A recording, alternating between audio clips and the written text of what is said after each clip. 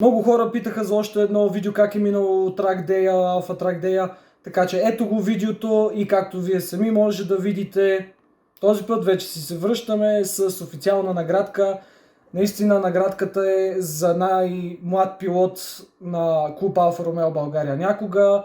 Да, не е нещо много голямо, да, нещо така сантиментално е за мене, но това не е официалната награда. Неофициалната награда е, че аз в момента с моята Alpha 147 съм най-бързата 8-клапанова стокова, подчертавам, стокова, не модифицирана. Alpha 147, 120 коня, 280 нютона по документи. То, де-факто и вие знаете, че нищо не е толкова правилно по колата. И за момента ние държиме рекорда на писта Дракон с тази модификация на тази кола. Тъй че, браво на нас! Също така искам да благодаря много на рали училището на Павел Васил Жеков за учителите там, за което ни преподадоха, защото след последното време това са 5 секунди надолу, а 5 секунди в състезателния свят, това е много време. Така че браво на нас, на нашето постижение, на мене, казвам за вас, защото и тези хора, които ме подкрепяте също зад екраните, също ви благодаря, че с който се видяхме, запознахме, поговорихме, повозихме. Беше много готин деня, не мога да кажа нищо лошо, колата е здрава, нищо не тече, което е най-важното.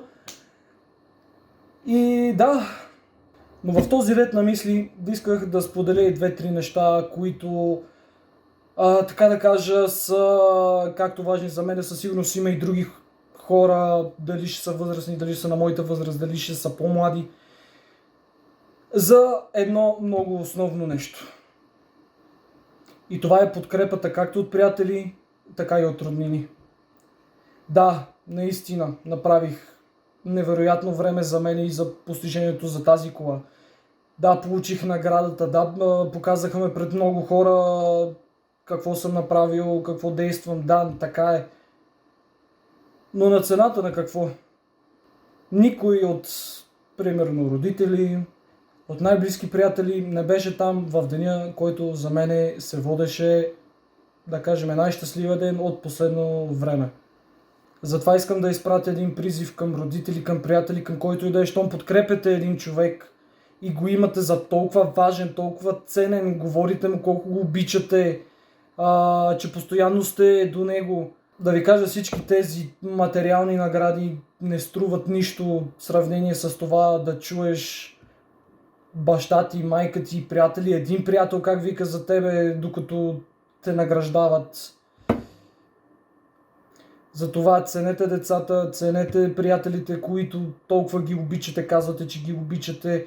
Бъдете в тези моменти с тях, дори да са ми най-гадните моменти, дори да са ми най-веселите. Това са техните дни и без хора около тебе всички тези работи са просто една вехтория. Защото какво стана при мене? Изкараха ме пред всички хора, всички други ми ръкопляскаха, да, нали, задружни хора имаше и там със сигурност, мога да кажа. Но ги нямаше моите хора там, нямаше ги нашите, нямаше ги приятелите, които най-много разчитах на тях. И просто беше самата картинка много тъжна за мене, наистина другите бяха весели какво направих, еволата ми казваха после, но това да си сам на някой твой щастлив момент просто е убийство. Важното е какво запазваш в душата, не какво имаш на рафта. Така че това беше всичко от мене, надявам се да сте ме разбрали. Благодаря отново на всички, които дойдоха да се позабавляваме, да се запознаеме, да покараме и за готиното преживяване. И отново призив към всички почитатели. Моля ви, бъдете с деца, приятели, всичко, когато те имат най-много нужда, дори да не го казват. Така че, благодаря отново от сърце и ще се видим съвсем скоро.